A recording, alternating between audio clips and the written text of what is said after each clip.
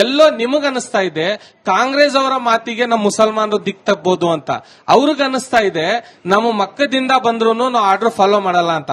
ಆ ಪಾಕಿಸ್ತಾನ ಅಂತ ಇದೆಯಲ್ಲ, ಅದು ಪಾಕಿಸ್ತಾನ ಅಲ್ಲ, ಗಲೀಜಿಸ್ತಾನ್ ಅದು. ಅರ್ಥ ಮಾಡ್ಕೊಳ್ಳಿ. ಇಲ್ಲಿರೋರು ನಾವೆಲ್ಲ ಅಣ್ತಂದಿರು. ಯಾಕಂದ್ರೆ ನಿಮ್ಮ ಮೇಲೆ ದ್ವೇಷ ಇಲ್ಲ, ನಿಮಗೆ ನಮ್ಮ ಮೇಲೆ ದ್ವೇಷ ಇಲ್ಲ.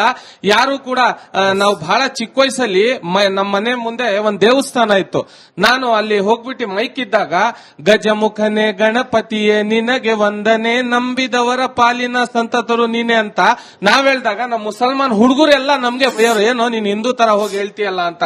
ಅಂದ ತಕ್ಷಣ ನಾನು ಹಿಂದೂ ಆಗ್ಬಿಡ್ಲ, ನಾನು ಬಟ್ಟೆ ಇಟ್ಕೊಂಡ ತಕ್ಷಣ ನಾನು ಹಿಂದೂ ಆಗಿಲ್ಲ.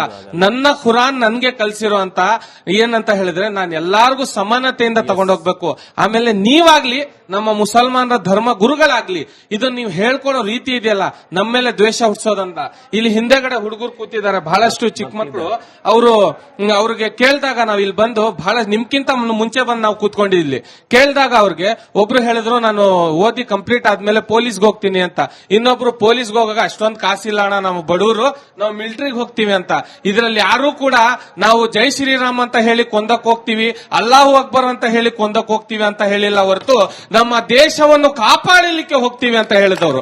ಸೊ ಹಾಗಾಗಿ ಧರ್ಮ ಗುರುಗಳ ಸೋಗ್ನಲ್ಲಿ ಯುವ ಮನಸ್ಸುಗಳನ್ನ ಕದೋ ಕೆಲಸ ಮಾಡಬೇಡಿ.